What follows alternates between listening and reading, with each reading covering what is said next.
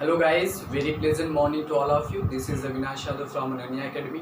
Dear students, जैसा कि आप जानते हैं कि इस समय वायस का टॉपिक चल रहा है और वायस में मैंने आपको असर्टिव की जितनी भी रूल्स थे बहुत ही उसको माइन्यूटली बताया, समझाया और बोर्ड पर उसको इस प्रकार से रूल्स के द्वारा बताया कि सभी स्टूडेंट्स ने बहुत ही बारीकी से उसे सीख लिया होगा और समझ लिया होगा। आज हम शुरुआत करते हैं वायस में इंट्रोगेटिव सेंटेंस।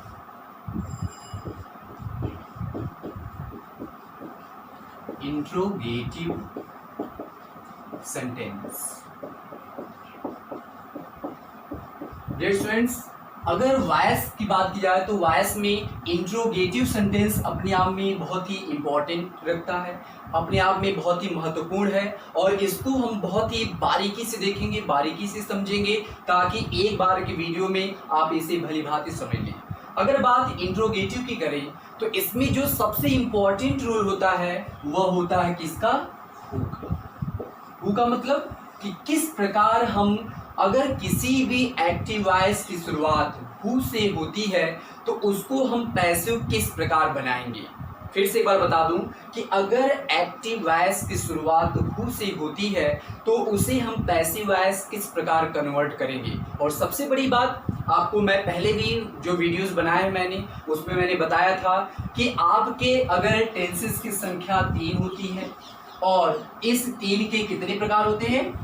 12, यानी 12 काइंड्स। लेकिन हम पैसिव सिर्फ कितने का बनाते हैं? 8 का, यानी 12 टेंसेस में हम पैसिव केवल 8 का बनाते हैं। और आपका जो हु का नियम है वह इन 8 टेंसों पे बनता है। तो मैं आपको बारी बारी से सब पर बताता हूं, लेकिन इसको शुरुआत करने से पहले मैं फार्मूले के थ्रू आपको बताऊंगा ताकि आपको वीडियो बहुत ही आसान लगे और आप बहुत ही आसानी से उसको समझ सकें। अगर एक एक टेंस की बात करें तो सबसे पहले अगर हम बात करते हैं प्रेजेंट इंडेफिनिट। अगर प्रेजेंट इंडेफिनिट की बात करें तो प्रेजेंट इंडेफिनिट के लिए मैंने फार्मूला बताया, किताबों में एक ही फार्मूला दिया गया, लेकिन मैं आपको दो प्रकार से कि हम दो प्रकार से किस प्रकार हु के क्वेश्चंस को सॉल्व कर सकते हैं। अगर प्रेजेंट इंडेफिनिट की बात हो तो यहाँ पे फार्मूला मैंने बना दिया। सबसे पहले हम चेंज करेंगे किसमें? By whom. यानी अगर एक्टिव वॉइस की शुरुआत हु से होती है तो सबसे पहले हम उसे फार्मूले में कन्वर्ट करेंगे किसमें? By whom. बाय हुम के बाद हेल्पिंग वर्ब, यानी प्रेजेंट इंडेफिनिट की बात हो रही है तो इसमें हेल्पिंग वर्ब क्या हो जाएगी? Is, am, are. और इसके तुरंत बाद फिर क्या होता है? सब्जेक्ट। और सब्जेक्ट के बाद लास्ट में आ जाता है वर्ब की थर्ड फॉर्म। इसके बाद एक फार्मूला और है, उसको भी हम देख लेते हैं। हमको क्या करना है, जैसे मैंने हु को बाय हुम में चेंज किया, अब बाय हुम में नहीं चेंज करना है, हु जैसे वैसे उसे लिख देते हैं, यानी हु प्लस हेल्पिंग वर्ब। फिर से एक बार कर देंगे, इसके बाद सब्जेक्ट लाएंगे, सब्जेक्ट के बाद वर्ब की थर्ड फॉर्म और लास्ट में हम कर देते हैं क्या? बाय। यानी हमारे पास अब प्रेजेंट इंडेफिनिट का हु का अगर कोई क्वेश्चन आता है तो उसे हम दो प्रकार से कन्वर्ट कर सकते हैं इन दोनों फार्मूलों के सहायता से। जैसे अगर कह दिया जाए हु कॉल्स मी। अब देखिए वाक्य की शुरुआत किससे हुई है? हु से। और यहाँ पे कॉल में एस लगा है, यानी आप टेंस, मैंने बताया है कि किस प्रकार हम टेंस को समझते हैं, यानी वाक्य को देखते ही हम पता कर लेते हैं कि वाक्य किस टेंस में है। तो यहाँ पे क्या है? हु कॉल्स मी, यानी मुझे कौन बुलाता है, यानी प्रेजेंट इंडेफिनिट। तो प्रेजेंट इंडेफिनिट के लिए मैंने यहाँ पे दो फार्मूले बताए हैं। अब आपको क्या करना है? हु को चेंज कर देना किसमें? बाय हुम में। तो सबसे पहले हम क्या लिख देंगे? By whom. और बाय हुम के बाद हेल्पिंग वर्ब, लेकिन हेल्पिंग वर्ब किसके अनुसार लगेगा? ऑब्जेक्ट के अनुसार। और यहाँ पे मी, तो मी के अनुसार क्या लग जाएगा? एम। तो हो जाएगा बाय हुम एम। और उसके बाद से फिर सब्जेक्ट, सब्जेक्ट का मतलब आई। और कॉल, तो कॉल का थर्ड फॉर्म कॉल्ड। तो क्या हो जाएगा? By whom M I called. और इसका हम दूसरा कैसे बनाएंगे? हु जो है उसे कन्वर्ट नहीं करेंगे, वैसे ही उतार देंगे, यानी हु, फिर से एम आ जाएगा, एम आई कॉल्ड, और लास्ट में चला जाएगा बाई, यानी हो जाएगा who am I called by. फिर से देखिए, अगर प्रेजेंट इंडेफिनिट का कोई भी वाक्य आता है तो उसे हम दोनों फॉर्मूलों की सहायता से इस प्रकार परिवर्तित कर सकते हैं। और भी देखिए एग्जाम्पल बता दूं मैं, बिल्कुल भी घबराइएगा नहीं, मैं आपको इंट्रोगेटिव इस प्रकार से बताऊंगा कि आप एक बार देखते ही उसे सॉल्व कर सकते हैं। जैसे अगर कह दिया जाए who sings a song, इसका मतलब गाना कौन गाता है। तो यहाँ पे आप देख रहे हैं कि मेन वर्ब में एस लगा, यानी प्रेजेंट इंडेफिनिट। तो प्रेजेंट इंडेफिनिट का अभी हमने बताया पिछले एग्जांपल की सहायता से कि किस प्रकार हम उसको कन्वर्ट करेंगे। तो सबसे पहले हु को बाय हुम में चेंज कर दीजिए, तो क्या हो जाएगा बाय हुम। और अब हमारे पास ऑब्जेक्ट है अ सॉन्ग, तो अ सॉन्ग के अनुसार हेल्पिंग वर्ब क्या लेंगे, इज, तो हो जाएगा bye whom is a song. और उसके बाद से थर्ड फॉर्म क्या है, सिंग का थर्ड फॉर्म संग, यानी आपका पैसिव बन जाएगा bye whom is a song संग। और दूसरा हम बनाएंगे, हु को चेंज नहीं करेंगे, वैसे उतार दीजिए, तो हो जाएगा हुम, sorry, who is a song संग, और लास्ट में क्या कर देना है बाय, यानी हमारा पैसिव बन गया who is a song sung by. यानी इस प्रकार अगर किसी भी एग्जाम में हो, चाहे टेट का एग्जाम हो, सुपर टेट का एग्जाम हो, एसएससी हो, सीजीएल हो, बैंकिंग हो, कोई भी एग्जाम हो, और किसी भी एग्जाम में अगर हु का क्वेश्चन आता है तो उसे हम इन फार्मूलों की सहायता से बहुत ही आसानी से उसे हम क्या कर सकते हैं, कन्वर्ट कर सकते हैं। अब देखते हैं अगला। इसी प्रकार से अगर प्रेजेंट कंटीन्यूअस की बात की जाए, एक फार्मूले से आपको हर चीज समझ में आ गई होगी। अब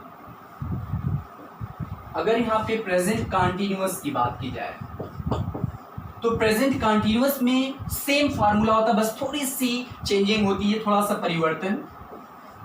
यहाँ पे हो जाएगा by whom, helping verb same रहेगी इज, एम, आर, और यहाँ पे क्या हो जाएगा सब्जेक्ट। लेकिन कंटीन्यूअस में एक परिवर्तन होगा, मैं डायग्राम बता चुका हूं कि डायग्राम में कंटीन्यूअस का जब टेंस आता है तो इज, एम, आर के साथ बीइंग लगता है, लेकिन बीइंग कहाँ पे, सब्जेक्ट के बाद बीइंग, और लास्ट में वर्ब की थर्ड फॉर्म। वैसे दूसरा फार्मूला भी हो जाएगा, लेकिन हु को चेंज नहीं करेंगे, यानी हो जाएगा हु के बाद हेल्पिंग वर्ब लिख देंगे, इसके बाद सब्जेक्ट, फिर हेल्पिंग वर्ब,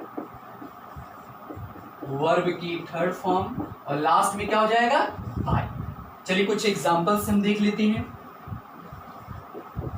जैसे फिर कह दिया जाए हु इज राइटिंग लेटर। सबसे पहले हमको देखना है कि जो मैंने हेडिंग लिखी है प्रेजेंट कंटीन्यूअस, उससे रिलेटेड वाक्य है कि नहीं। तो हु इज आया, और इज के बाद मेन वर्ब में आईएनजी टेंस पढ़े हुए हैं, यानी ये प्रेजेंट कंटीन्यूअस। अब हमें दो फार्मूला हमारे पास है, इन दोनों की सहायता से हम इसे बदल सकते हैं। कैसे, हु को चेंज कर दीजिए बाय हुम भी, बाय हुम। इसके बाद आपका ऑब्जेक्ट क्या है, अ लेटर, तो अ लेटर के अनुसार क्या हो जाएगा इज, यानी by whom is a letter, और लेटर के बाद सब्जेक्ट के बाद बीइंग आ जाएगा, बीइंग, और इसमें मेन वर्ब क्या है राइट, तो राइट का थर्ड फॉर्म क्या हो जाता है रिटन। इसी तरीके से हम दूसरा भी बना सकते हैं, लेकिन हु को चेंज नहीं करेंगे, यानी क्या हो जाएगा हु इज लेटर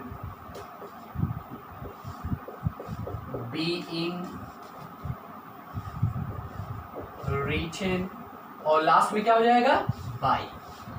तो डियर स्टूडेंट्स, यहाँ पे मैंने आपको दो टेंस बताया, एक बताया प्रेजेंट इंडेफिनिट और एक बताया प्रेजेंट कंटीन्यूअस। यानी इसी प्रकार से अगर हम पास्ट इंडेफिनिट की बात करें, पास्ट कंटीन्यूअस की बात करें, या फ्यूचर इंडेफिनिट की बात करें, या हम परफेक्ट पे चले जाए तो प्रेजेंट परफेक्ट हो, पास्ट परफेक्ट हो या फ्यूचर परफेक्ट हो, हम इन्हीं फार्मूलों की सहायता से जैसे जैसे टेंस बदलता जाएगा वैसे वैसे थोड़ा थोड़ा परिवर्तन इन फार्मूलों में आएगा, लेकिन फार्मूले का जो स्ट्रक्चर है वह बिल्कुल एक जैसा होता है। और टेंस मैं पहले भी बता चुका हूं कि अगर आपको टेंस बहुत ही बेहतर तरीके से आता है तो आप कितना भी कठिन से कठिन पैसिव वॉइस हो, आप उसे बहुत ही माइन्यूटली अगर आपने ऑब्जर्व किया है अपने क्लासेस के दौरान तो आप बहुत ही आसानी से उसे सॉल्व कर सकते हैं।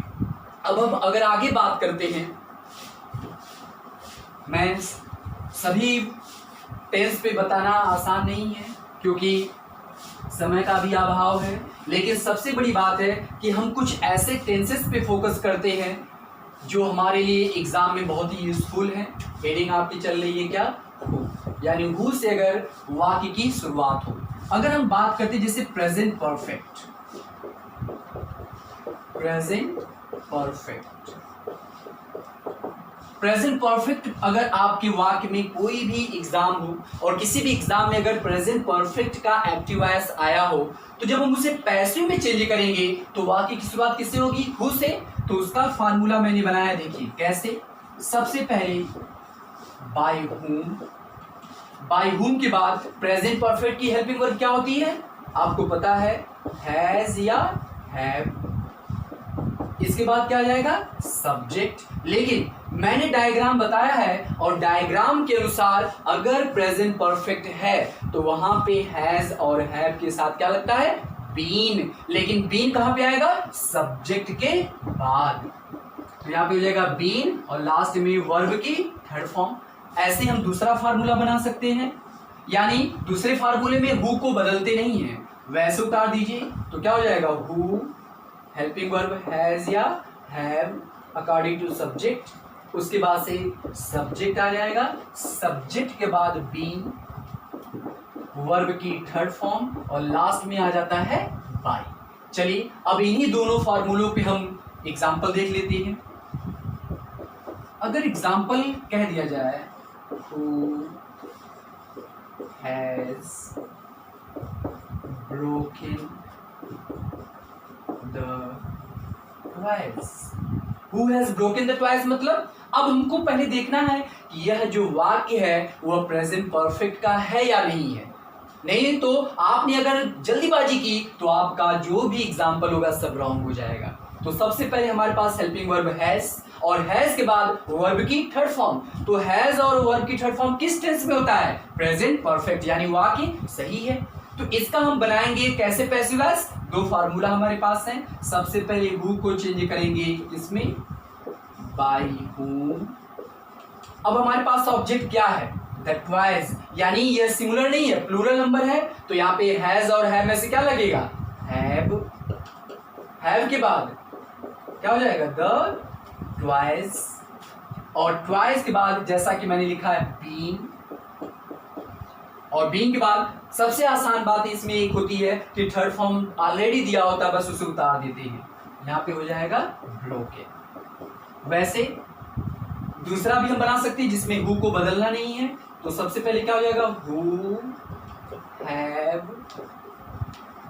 द ट्वाइस बीन ब्रोकन, और लास्ट में क्या हो जाएगा, बाय। यानी अब आपका पैसिव बन गया, who have the toys been broken bye.